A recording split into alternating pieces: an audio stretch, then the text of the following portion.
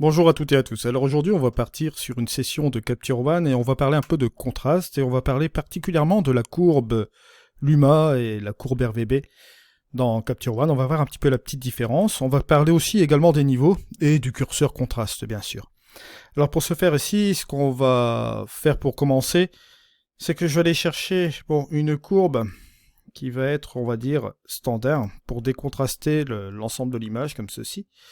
Pour avoir quand même un petit peu de marge ici. Et ce que je vais faire, c'est tout simplement partir dans le vif du sujet. On va un peu voir ce que fait les niveaux, d'accord. On va d'ailleurs même faire quelque chose. On va le décrocher de son élément ici. On va le mettre ici, voilà. Alors sur les niveaux, de toute façon, ce qu'on va voir, la première chose qu'on peut constater, c'est qu'on a une petite baguette. Si on appuie dessus, vous voyez que là les niveaux ajustent automatiquement l'image et ça vous apporte une petite zone de contraste, d'accord. Si vous faites la différence en appuyant sur Alt et sur la flèche ici, avant et après, bon, vous voyez qu'on a déjà quelque chose d'assez solide, assez conséquent.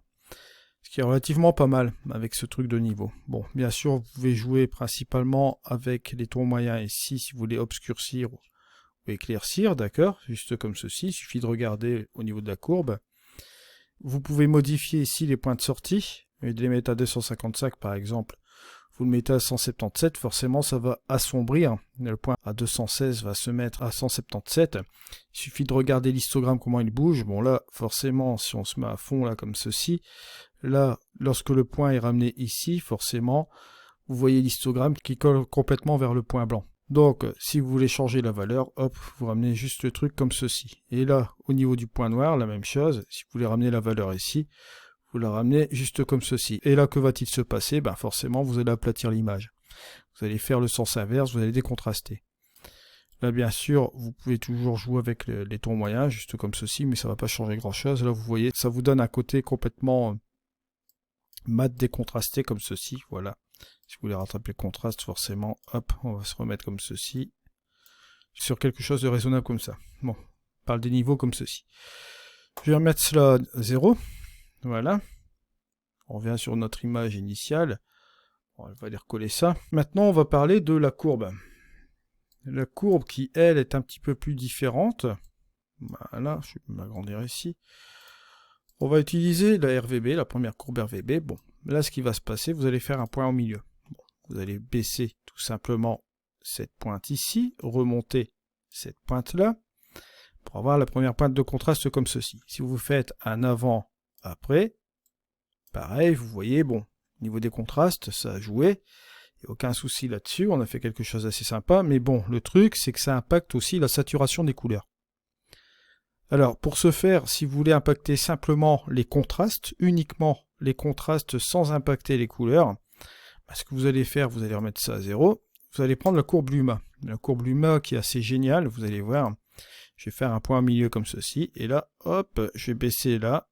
Je vais monter un petit peu là, bien sûr. Et là, ce que vous pouvez remarquer ici, c'est que ça n'affecte pas du tout les couleurs. Ça affecte simplement les contrastes. D'accord? Sans impacter la saturation des couleurs, ce qui est plutôt bien. Ça fait une image qui est quand même plus ou moins neutre comme ceci, vous voyez. Ça permet d'avoir un contrôle un petit peu plus parfait. Bon, bien sûr, on peut encore même plus accentuer davantage, comme vous voyez là. Et ça vous donne forcément ce look-là. Voilà. Truc à savoir. Ensuite, on a le curseur, forcément. Bon, là, on va remettre ça en place. Voilà. Boum. On a une autre chose aussi, c'est le curseur de contraste. Forcément, curseur de contraste. Que se passe-t-il avec le curseur de contraste lorsque vous allez appliquer le contraste ici sur votre image? Là, vous voyez, vous avez un compromis entre les deux en fait. On va impacter les contrastes, mais on va impacter aussi un peu la couleur. Ok? Juste comme ceci. C'est un compromis entre les deux, ce curseur de contraste, et il fonctionne relativement bien aussi. Là, si je refais un petit peu au niveau de la courbe ce que j'avais fait tout à l'heure, regardez, hop, je vais me remettre là, bien sûr, juste comme ceci. Vous voyez, on a ce résultat-là. Si je prends le contraste, vous voyez que c'est à peu près similaire, un petit peu moins sauvage au niveau des couleurs. Ça remplit le compromis entre le RVB et la Luma. Voilà. Bon, là, je vais remettre les niveaux juste comme ceci.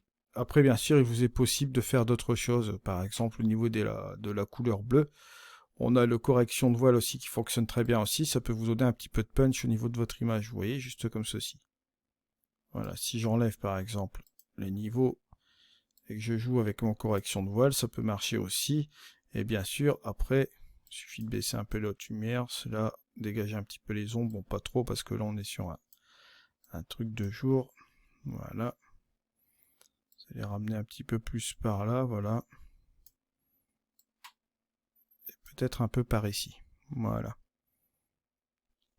Bien sûr, en appuyant sur Y, on a le avant-après. Voilà, c'est un petit peu plus sauvage comme ça. Bien sûr, on peut bien revenir un petit peu comme ceci. Voilà. Vous voyez un petit peu le résultat qu'on peut obtenir. Bon, bien sûr, là, j'ai enlevé un petit peu de couleur sur ce résultat-là. Ce que je vais faire, c'est booster un petit peu la saturation, voilà. Une fois que vous boostez un petit peu la saturation, là, vous retrouvez un peu l'ensemble des couleurs comme ceci. Voilà. Petit truc à savoir, bon. Ou, éventuellement, vous jouez avec votre curseur de contraste. Et là, vous voyez, bon, c'est comme je vous l'ai expliqué tout à l'heure, c'est le compromis, on va dire, entre la RVB et la Luma. Et là, vous pouvez quand même ajouter un petit soupçon quand même de saturation, si vous le souhaitez aussi comme ça.